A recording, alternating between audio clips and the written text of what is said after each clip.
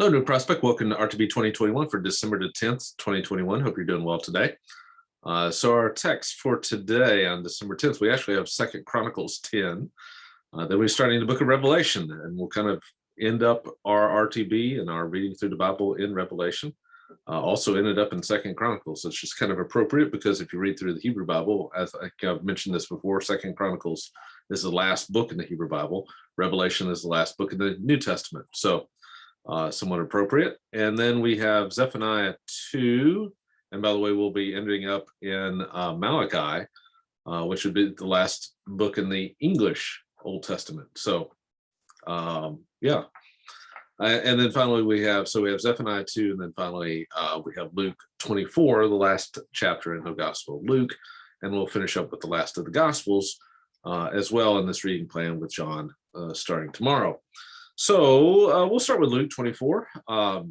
So with Luke, of course, Luke is closing his gospel with the story of Jesus's resurrection and then his ascension.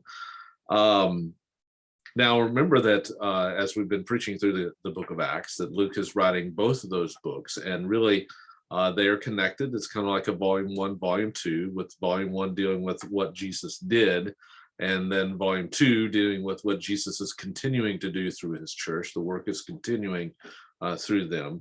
And what unites those two stories, what unites Luke and Acts, Luke ends the Gospel of Luke and begins the book of Acts with the same story, and that's the story of the ascension. But as we see in this story, obviously, the most significant event in the history of the world is the resurrection of Jesus Christ. And so pretty significant chapter here. But also, I think one of the things that jumps out to me about this text is, as you read through it, is just how through the events that are happening in here, eyes are opening, spiritual eyes, right? They are beginning to recognize, verse 31, they're having their eyes open and recognizing him for who he is.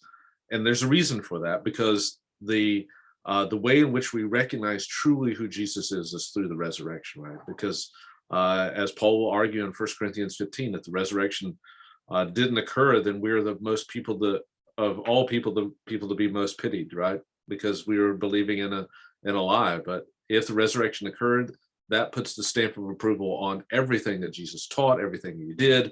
And of course, it gives understanding even to what will one day happen for us in a resurrection from the dead as well.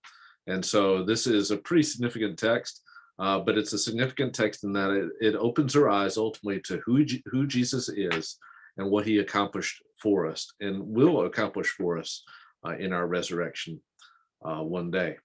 And of course, we see, of course, these who are on the road to Emmaus, the disciples themselves are having their minds open, verse 45, to understand who Jesus is. And that understanding, by the way, is not just through the resurrection appearances. The understanding comes from understanding the scriptures themselves. That understanding is still available to us today, right? So we don't have to have Jesus appear to us, although that'd be great, I guess. But we don't have to have him appear to us to have this kind of understanding. We have the understanding that can be given to us through the study of the scriptures themselves, so that we can understand who Jesus is and what he does for us and what he has done for us in the cross and the resurrection and one day in his return. So that's Luke 24. We'll go over to 2 Chronicles, I guess, while we're here. No, we'll go over to Revelation, since we're in the New Testament. So Revelation 1 is a text I've preached on before and taught on before at New Prospect, and it is obviously a controversial text. It's a hard text. I imagine if you surveyed most people, most Christians, they would probably say that if you ask them the question, what's the hardest book in the Bible to interpret and interpret rightly, they would say the book of Revelation. I would say that, yes, I mean, there are things that are hard about Revelation. You have, of course, the imagery that's found within it, and all the fact that it's dealing with things, many of the things that it talks about haven't happened yet.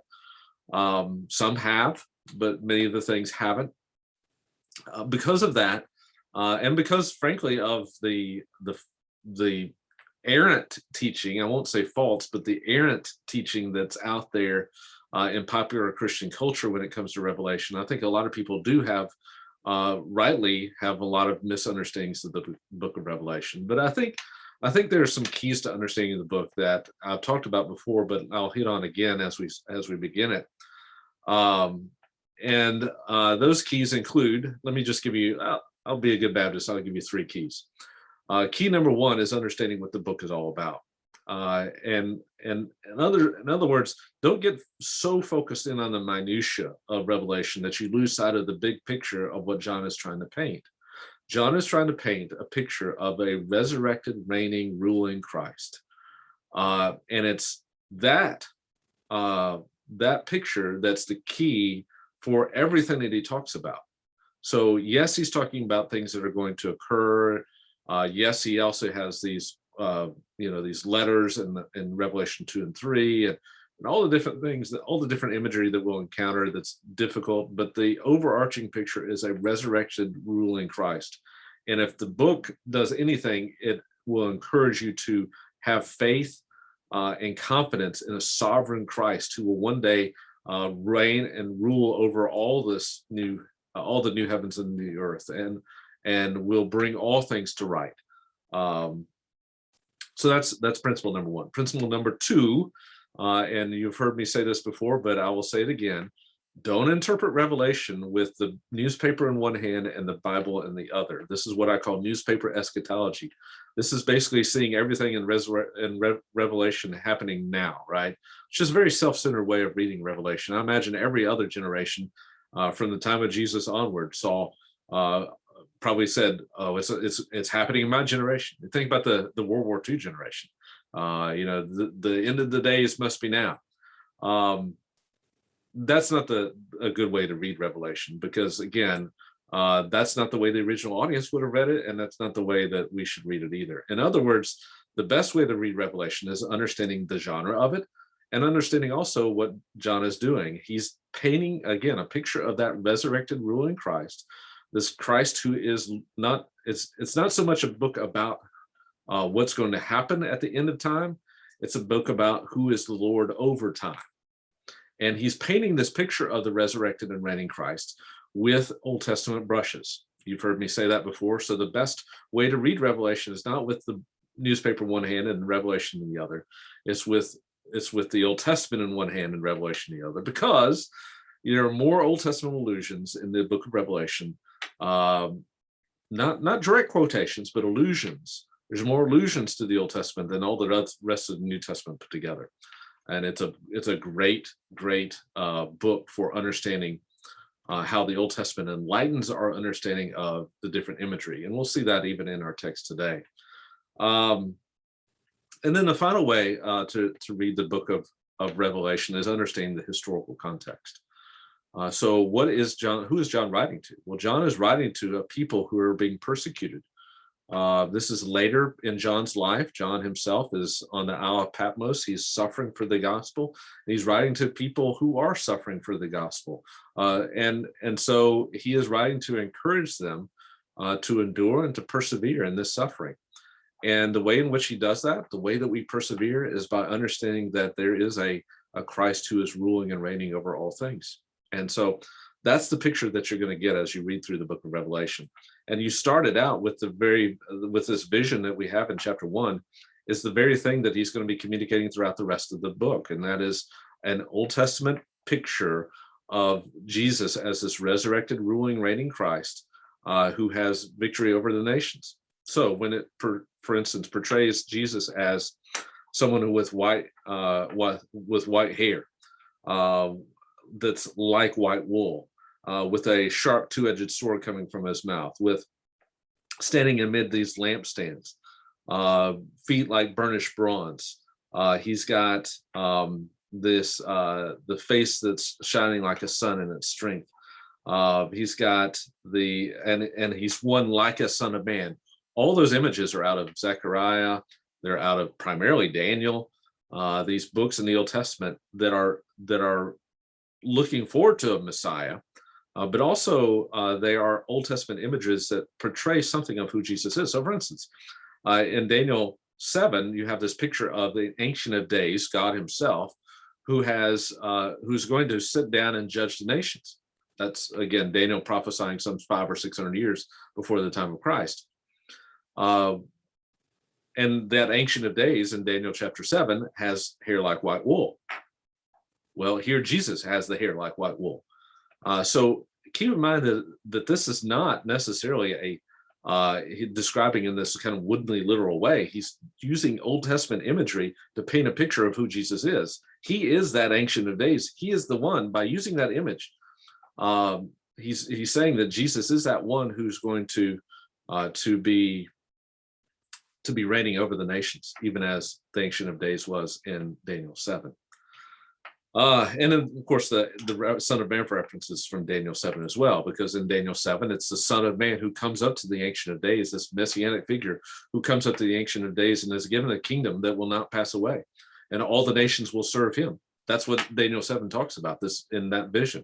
Well, by referring to Jesus as the Son of Man and not by Jesus. Notice that John here writing this text, John knew Jesus. He was one of the inner circle of Jesus's disciples.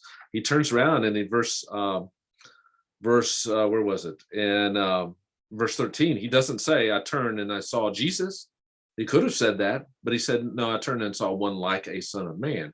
And that's, of course, to refer to ultimately to who Jesus was, that he is that messianic, reigning, ruling king who is going to be given by the kingdom, given by the king himself, by the Ancient of Days himself, a kingdom that will not pass away, and all the nations will serve him. And what's the reason for communicating that kind of message? To encourage a people who are being persecuted, a people who are suffering for the sake of the gospel. So Revelation will be fun. So we'll dive into that in future days here. So let's move on to where we at. So we did Luke, we did Revelation. Let's go over to 2 Chronicles now. So in 2 Chronicles 10, we come to a kind of a turning point in the history of Israel, where we have, of course, the story of the division of the kingdom. So remember, right after Solomon dies, his son Rehoboam takes over. And when he takes over, this is about, by the way, around 931 BC. When he takes over, the first thing he does is he's asked, well, the first thing that happens is he's asked by all Israel. Notice the phrase in verse 3, all Israel came to him, and a guy named Jeroboam comes to him. This is a guy who has his sights set on the kingdom, comes up to, and by the way, this is a story that's also parallel in some ways to what we find in the book of 1 Kings. They come up to him and say, hey, Solomon did all this bad stuff to us. He oppressed us, basically, overtaxed us and overworked us. What are you going to do? And so Rehoboam goes and he consults with his elders, and they say, well, you need to be kind to the people and do what they ask.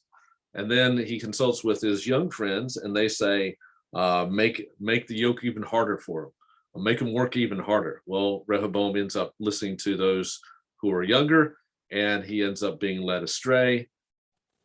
By the way, this is not what wisdom would say to do, right? Wisdom says to listen to the elders. If he was listening to Solomon, reading through the book of Proverbs, you listen to those with who have some life experience, who have that wisdom based in the fear of the Lord.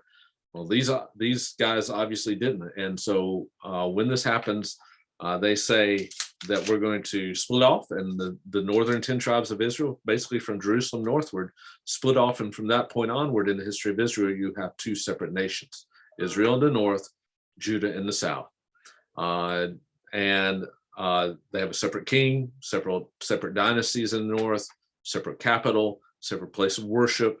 One of the things that's interesting about Chronicles is, of course, Chronicles is writing, the northern kingdom has vanished by the time that the author of Chronicles writes, and Judah has been in exile by the time the author of Chronicles writes, and they've returned from exile. And one of the things that the author of Chronicles is trying to encourage is the unity of God's people once again.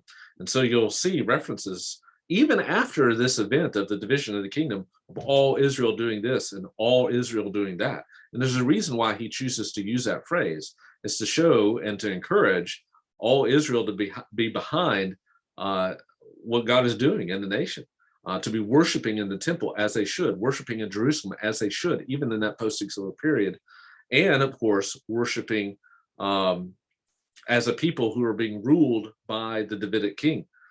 So all Israel comes and says, we don't want to have anything to do with David anymore. And verse 19, the entire house of Israel was in rebellion against David until this day. And so he's trying to encourage them not to be, right? Because David is the one through whom God will bring about restoration for his people once and for all. So 2 Kings 10, or 2 Chronicles 10, sorry. And then finally, we go to, where are we at? Zephaniah 2. So Zephaniah 2 is continuing some of the, remember Zephaniah is pretty brutal text. And remember that he was prophesying some dark days for Judah, a day of the Lord for Judah. It's a day of wrath and distress and trouble and darkness. Well, that continues on. And yet he says, he gives a hint of hope here. We didn't have any hope in chapter 1. We have a sense of hope here because there's that hope that if they seek the Lord and if they humble themselves, then perhaps is the key word there in verse 3, perhaps you will be hidden in the day of the Lord's anger. So there's a possibility of repentance here, however slight it is. And then at the end of this chapter, from verses 4 onward, very similar to what we find in some of the other prophets, we find judgment on the nation surrounding Judah. So the day of the Lord is not just going to be a day of the Lord that affects Judah, but it's a day of the Lord that's going to affect all the nations surrounding it. So you have Moab, the Ethiopians, you've got the people of Gaza, and then you've got the people of Assyria. But which, by the way, you've got Assyria to the north, Ethiopia to the south, Moab to the west, and Gaza to the east. I'm sorry, Moab to the east and Gaza to the west. And so you've got these nations representing the 4 points of the compass, that God's judgment is going to be that devastating, that complete. And yet, through that judgment, God will bring about restoration. The Lord will care for them, verse 7, and will restore that fortune. And that's leading us ultimately to what's going to happen here in chapter 3, which is, I think, one of the most beautiful texts in all the Bible. We'll talk about in Zephaniah 3. I've actually preached on that text before as well, but we'll talk about Zephaniah 3 starting tomorrow. So I think that's it. I think we got Zephaniah 2, we did Luke 24, we did Revelation 1, and we did 2 Chronicles 10. So we've covered our bases for the day. Hope you have a great rest of the day on this day, December 10th, 2021.